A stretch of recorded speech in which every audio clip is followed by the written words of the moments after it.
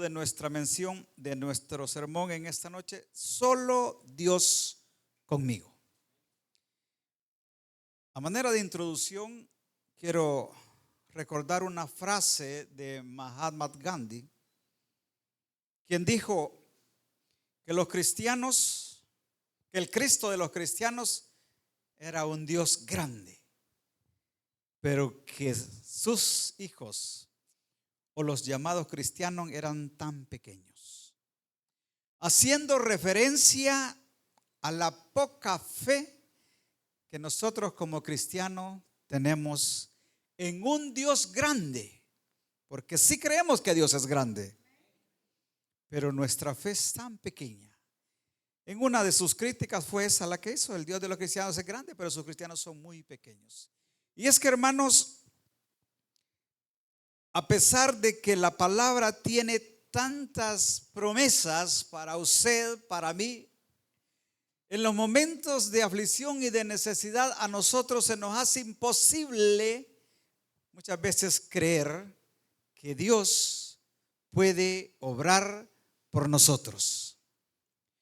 Y esta frase, que es el título de nuestro sermón, dije que está en los labios de nosotros: solo Dios conmigo. Pero no lo decimos a manera de fortalecernos, sino que, hermanos, lo decimos a manera como de dar lástima, como de despertar compasión en aquellas personas que quizás nos preguntan: ¿y usted qué tal está? Ay, viera, mire, si le contara, aquí solo Dios conmigo. Hermanos, yo quiero decirle a esa frase, quizás deberíamos de decirle: mire, aquí solo Dios conmigo y con Él es más que suficiente. Amén. Porque yo le digo que a través del desarrollo de este sermón vamos a ver personajes que enfrentaron grandes desafíos y literalmente solos, humanamente hablando, pero no espiritualmente. ¿Por qué digo no espiritualmente? Porque el Dios al que usted y yo le servimos estaba con ellos e hicieron grandes cosas. No tuvieron temor a sus adversarios. Y el llamado es en esta noche para usted y para mí: en nuestras necesidades, en nuestras adversidades, no necesita usted que nadie más esté a su lado más que Dios. Y con Él usted es más que vencedor. Que muchas veces, hermanos, nos afligimos, nos sentimos tristes, y no quiero que salvarnos a nosotros como predicadores, voy a decir como pastores, aunque solo un pastor tenemos, nuestro pastor Manuel. Pero muchas veces decimos: ni los pastores me visitan. Es que si el pastor o los pastores que vinieran a orar por mí, yo quizás sanara. Yo le quiero decir algo: vaya conmigo a Mateo capítulo 27, versículo 50. Mas Jesús habiendo orado otra vez y clamado a gran voz, entregó el espíritu. Y he aquí el velo del templo se rasgó en dos de arriba abajo, y la tierra tembló y las rocas se partieron. Ya conocemos ese hecho, está en los evangelios sinópticos. ¿Y qué significa realmente que el velo del templo se haya roto? Hermanos, antes de ese magno evento, cuando el pueblo quería tener comunión con Dios, llevaba un becerro al sacerdote y él ofrecía en holocausto y él intercedía por el pueblo. Pero cuando Cristo murió en la cruz del Calvario, cuando Cristo entregó su vida por nosotros y el velo se rompe, significa que ya no es necesario el trabajo del sacerdote, porque hay puerta abierta para que todos podamos entrar y hablar cara a cara con Dios. Amén. Ya no es necesario que alguien interceda. No, sí es bonito. En medio de la aflicción, hermano, ayúdeme a orar, oramos. Sí, es bonito, pero eso no significa que si nadie está a su lado, su oración no va a ser oída. En su intimidad, en la intimidad, allá, en el rincón de su cuarto, de su habitación, allí usted puede hablar con Dios. Amén. Ahí usted puede hablar con Dios. Ahí usted puede llevar delante de Él sus aflicciones, sus problemas, sus necesidades. Y créame que Dios le escucha. Créame que Dios le oye. Porque muchas veces, hermanos, creemos que Dios no puede oír nuestras oraciones. Y cuando hablamos de personajes que ellos solo hicieron grandes milagros, creemos de que son hechos aislados. Y que no, pues es que él, pues sí, él, porque era no sé quién. No, es que fulano sí también, pero porque eran. Y nosotros creemos que no podemos alcanzar. Créame, si usted ha creído en que nuestro Señor Jesús ha pagado por sus pecados, nosotros tenemos entrada al trono de la gracia. Amén. Usted y yo tenemos entrada al trono de la gracia, y hagámoslo con toda confianza y con toda seguridad, que su oración, que nuestra oración es oída. Quiero hablar de dos personajes, de tres personajes que usted ya conoce. Elías capítulo 1, perdón, Elías en Primera de Reyes 18:22. Elías no tiene el libro, ¿verdad? Primera de Reyes capítulo 18:22. Y dice: y Elías volvió a decir al pueblo. Creo que ya está ahí en la pantalla. Y Elías volvió a decir al pueblo: solo yo he quedado profeta de Jehová, mas de los profetas de Baal hay 450 hombres. Elías no se sentía miserable. Elías no dijo: oigan, miren, solo yo he quedado. No, él lo estaba diciendo con tremenda autoridad. Él no estaba pidiendo lástima. Él no estaba diciendo: tengan compasión de mí. Él les dijo: oigan, solo yo he quedado. No hay nadie más conmigo. Pero él en su interior sabía que quien lo respaldaba era mejor que hubieran tantos cientos a su lado. No sé si me entiende. Por eso Elías le dijo: miren, solo yo estoy. Aquí no hay nadie más. Y sabe, habían enemigos directamente. Habían 450 profetas de Baal y 400 de Acera, una diosa pagana que viene desde la época de Ciro Fenicia y todavía anda en las religiones tradicionales. Por todo 850 más el pueblo que estaba ahí, porque había sido convocado el pueblo. Mas el pueblo que no sabía, estaba ahí como que no entendía, su mano derecha y su mano izquierda tampoco estaba apoyando a Elías. Él estaba completamente solo, enfrentando un desafío tremendo. Como muchas veces usted y yo nos hemos sentido solos, humanamente hablando. Pero Dios siempre ha estado ahí para fortalecerle, para ayudarle. Hermanos, Elías sabía que no necesitaba que 2 compañeros, que 3 compañeros, que busquemos otros 4, que voy a ir a buscar quién más va conmigo allá al Monte Carmelo, porque ahí van a estar los profetas. No, él sabía que con solo la presencia de Dios era más que suficiente para enfrentarse a los profetas falsos de Baal y de Acera y algunos 4 incrédulos del pueblo de Israel.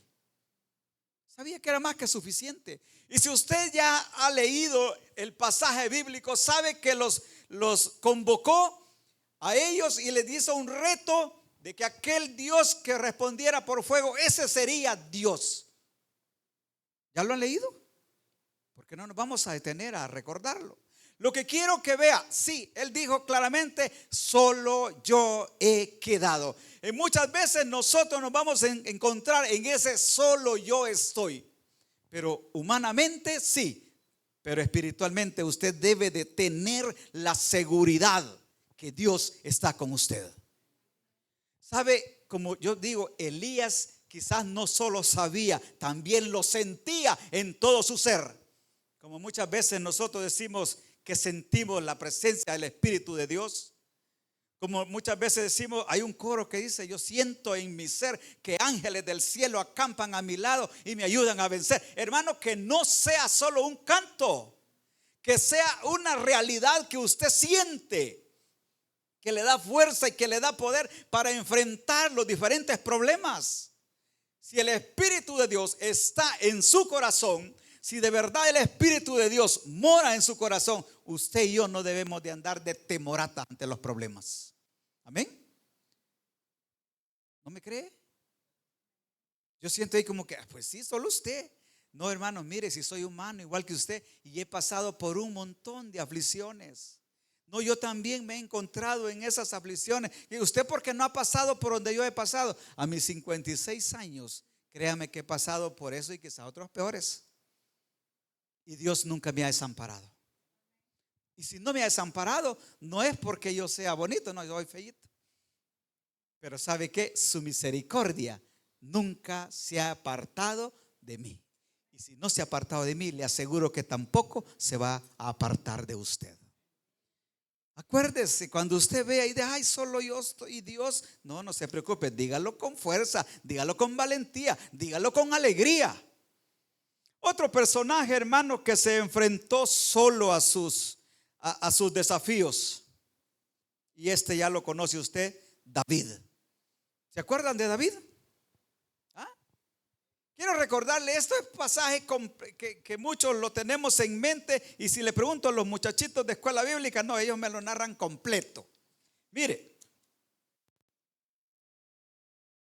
un fulano había salido entre los enemigos a retar al pueblo, y todos se escondían y tenían miedo, como muchas veces nosotros no hayamos qué hacer ante el problema que se nos avecina. Muchas veces el problemita que vemos nos hace la vida de cuadritos y no hayamos qué hacer. Y empezamos a tocar puertas por un lado, a tocar puertas por el otro. Empezamos a llamar a fulano, empezamos a llamar a no sé quién, y todas las puertas se cierran. Y entonces cuando llega: ay, viera la situación que estoy pasando, si le contara. Si aquí solo Dios conmigo. Qué bueno que Dios está con usted. Qué bueno que Dios no lo ha abandonado. Y si reconoce que Dios está con usted, entonces alégrese, porque con Cristo somos más que vencedores. Amén. Con Cristo somos más que vencedores. Mire, David sabía que él iba a enfrentar solo al gigante. Amén. David iba solo. Es verdad, quizás habían miles de israelitas alrededor, 10, 15, 20 mil israelitas, sí, pero todos miedosos. Si mire, de acuerdo a la palabra, escondidos en cuevas. Ninguno de ellos creía de que David podía vencer. El único que creía era David. Amén. Era el único que creía, era el único que iba seguro de la victoria. De ahí todos los demás sí estaban ahí pendientes, estaban listos, pero para correr, para soltar la carrera o la guinda, como decimos nosotros. Ellos no creían en que Dios iba a hacer algo grande en aquel día. Como muchos de nosotros, nuestros problemas a veces los vemos tan grandes que no creemos que podemos salir victoriosos. Y sabe, yo le quiero decir algo. Aquel que no escatimó a su Hijo, sino que lo entregó por amor a nosotros, también puede cumplir las promesas en usted y en mí. Amén. También puede cumplir las promesas en usted y en mí. Mire lo que dice el primer libro de Samuel, capítulo 17, 45. Entonces dijo David al filisteo: tú vienes a mí con espada y lanza y jabalina, mas yo vengo a ti en el nombre de Jehová de los ejércitos, el Dios de los escuadrones de Israel, a quien tú has provocado.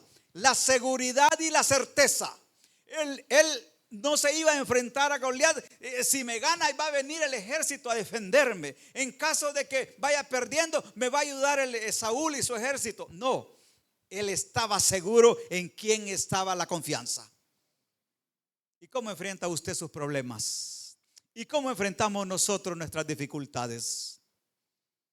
Yo quisiera que entendiéramos algo.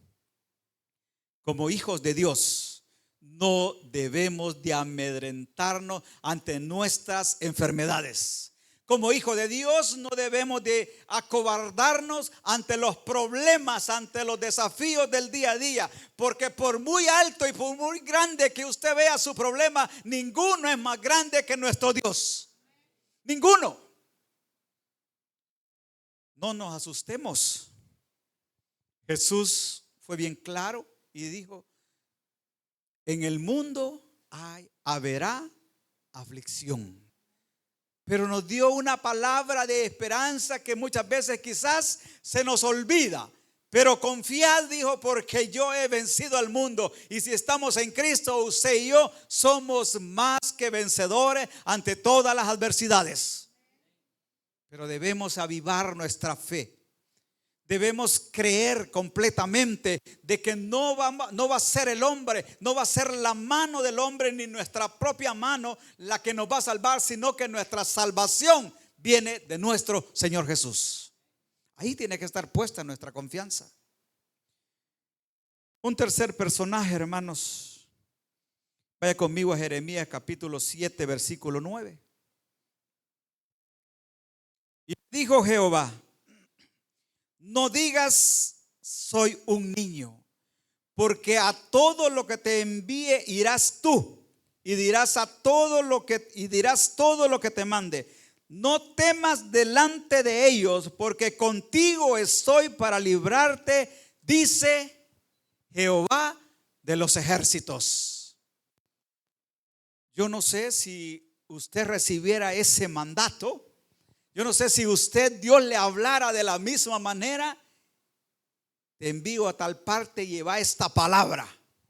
Yo no sé si usted fuera, yo no sé si nosotros fuéramos, o empezáramos a decir: Señor, yo no puedo, si yo nunca he podido. Le dijo: no digas soy un niño, porque a donde quiera que vayas, irás tú. Y le dice: no le tengas miedo a ellos, porque contigo estoy. ¿Sabe? Jeremías, su ministerio, no iban 2, no iban 4, no iban 6, no iban 10, iba solo. Iba a hablarle a un pueblo que había endurecido su cerviz, pero el hombre no tenía miedo. ¿Por qué? Porque sabía que quien lo había mandado era el Dios Todopoderoso. El hombre fue y cumplió su ministerio como profeta y llevó la palabra. Muchas veces fue maltratado, humillado. Muchas veces le dijeron de todo. Pero ¿sabe qué? El hombre nunca retrocedió. ¿Por qué? Porque el que lo fortalecía, el que iba con él, era más poderoso que todo el pueblo que se podía levantar contra él. Sí, solo Dios con él, pero con eso era más que suficiente. Sí, solo Dios con él, sí, pero con eso bastaba y sobraba. Amén. Yo le digo a usted, estimado hermano, si solo Dios está con usted, mucho mejor que tener un amigo a la par, que muchas veces es falso. Si solo Dios con usted, mucho mejor que el amigote que dice que le va a ayudar y al final no le ayuda en nada. Anda buscando usted un trabajo, no confíe, es que le doy mi currículum a fulano, ese me va a ayudar, y el fulano nunca se acordó de usted. Confíe en Dios. Lo quitaron del trabajo, crea que Dios le va a dar algo mejor. Amén. No cree en verdad: ay, me van a quitar el trabajo. Créame que si le quitan el trabajo es porque Dios. Ahora, todo y cuando sea por recorte, no porque usted llegadas tarde, haragán, murmurador, no, pues ahí la cosa cambia. Pero cuando se dan las cosas y usted está haciendo bien las cosas, pero a pesar de todo eso, le dice: mire, usted queda afuera, alégrese, algo bueno tiene Dios para usted. Necesitamos creer en ese Dios al que usted le viene a alabar todos los días que hay culto, porque yo creo que venimos a alabar a Dios, ¿o no? O sea, no venimos solo por venir, venimos a ofrecerle nuestro culto racional a nuestro Dios, y hagámoslo con fe. Hay un canto que dice: alegres porque escuchas los que cantamos. No solo es un canto, es una verdad. Crea usted que cuando viene a este lugar y comienza a edificar, a alabar el nombre de Dios, Dios oye desde los cielos. Créalo. Y de la misma forma crea que cuando usted empieza a orar, a hablar con Dios, también Él oye desde los cielos. Necesitamos creer en ese Dios todopoderoso, al que no sé cuánto tiempo usted viene sirviéndole, no sé cuánto tiempo usted viene hablando con Dios, orando, sirviendo en los diferentes ministerios. Usted necesita creer que ese Dios en verdad se levanta por usted en los momentos de aflicción. Usted necesita creer que de verdad ese Dios lo va a fortalecer en el momento de la necesidad. Usted necesita creer que las promesas que están en la Biblia son para usted y para todos aquellos que esperamos en Dios, que hemos aprendido, que hemos entendido que nuestro Dios es fiel a sus promesas. ¿Pasaremos enfermedades? Claro que pasaremos enfermedades. ¿Pasaremos escasez? Sí, vamos a pasar escasez. ¿Pasaremos otro tipo de angustia? Sí, vamos a pasar todo eso. Pero en todas esas aflicciones con Cristo Jesús somos más que vencedores. Y eso debemos de grabárnoslo. Hermano, cuando venga el problema, sabe, en vez de salir corriendo a otro lado, váyase a la esquina de su casa donde usted sabe orar y dígale: Señor, se ha levantado un adversario conmigo, pero yo creo que tú me vas a dar la victoria. Porque muchas veces lo que hacemos es afligirnos. Cuando el médico le dé un diagnóstico terrible, de aquellos que lo dejan sin aliento y que usted guarda silencio, no se lo cuenta a nadie para no asustar a la familia, vaya a la esquina donde usted habla con Dios. Y dígale: Señor, esto dice el médico, pero yo creo que tú tienes un plan perfecto para mí. Necesita creer, necesita entender que de verdad somos hijos de Dios.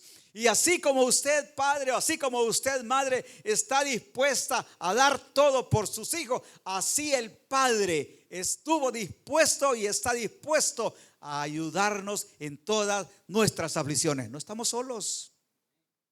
No estamos solos. Si usted ha estado luchando solo, a lo mejor es porque usted ha querido o porque no ha querido creer que Dios se levanta por usted, que Dios se levanta por su casa, que Dios se levanta por su cónyuge, que Dios se levanta por sus hijos. Solo espere, tengamos fe. Si hay problemas, si hay aflicciones, acordémonos. No diga usted: solo Dios conmigo. No diga usted: sí, estoy solo en este problema aparentemente, pero yo sé que Dios está conmigo. Hay veces venimos a la iglesia quizás un poco resentidos con Dios, porque hemos estado pidiéndole, hemos estado hablando y Dios no ha dado respuesta. Oiga, no crea que Dios no ha escuchado su oración, pero muchas veces nuestra paciencia es probada. Muchas veces nuestra fe necesita madurar.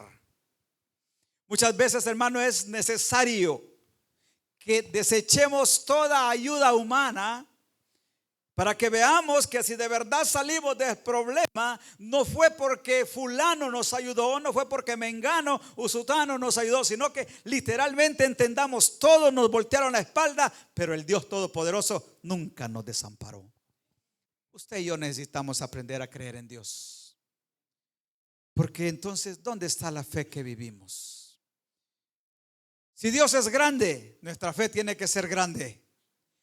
Amén. Si Dios es grande, si nuestro Dios es grande, pues entonces nuestra fe así debe ser grande en todo momento y en todo lugar y en toda hora y en toda dificultad. Yo, diga usted, no renuncio a esperar que Dios obre en mi vida. Yo sé que muchos tenemos enfermedades de las que llaman crónicas. No se preocupe, usted no se va a ir antes. Amén. Muchos de nosotros andamos arrastrando enfermedades que el doctor dice: esta ya no tiene cura. Mejor, gracias a Dios, así nos acercamos más a Dios. Y estamos pendientes de que si nos descuidamos en nuestra vida espiritual, también cuando nuestra alma se enferma, se va a notar en el cuerpo. Amén. No sé si me entienden aparte. Pero si estamos cerquita de Dios, no se aflija, no se preocupe por el diagnóstico que el hombre le dé. Usted crea que su vida está en las manos de Dios. Y a donde el hombre dice: no hay esperanza, Dios dice: para mí siempre hay esperanza, dice el Señor. Porque Él es el dador de la vida.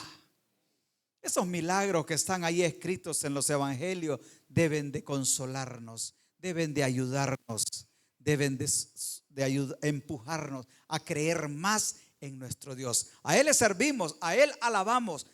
Amén. Le dice, mire, creo que se va a morir. Bendito sea Dios. Si el Señor no me resucita para seguir en esta vida, es porque me va a llevar a su presencia. Le digo esto, ¿por qué? Porque también aún los muertos, nuestro Cristo Jesús le dio vida otra vez. Entonces, ¿por qué dudar? Si hay tantos testimonios escritos en la Biblia acerca del Dios al que le servimos, ¿cree usted que no puede obrar un milagro en su vida? Entonces espere en Dios. No importa cuánto tiempo, no importa qué tan duro sea por lo que está pasando, espere en Dios. Y si Dios está con usted, eso es más que suficiente. No necesita más, porque el hombre no podrá hacer mucho, por mucho que le ame, por mucho que le quiera, no va a poder hacer lo que el hombre no puede hacer. Para el hombre hay cosas imposibles, pero para nuestro Dios no hay nada imposible. Quiero invitarle que cierre sus ojos en esta noche.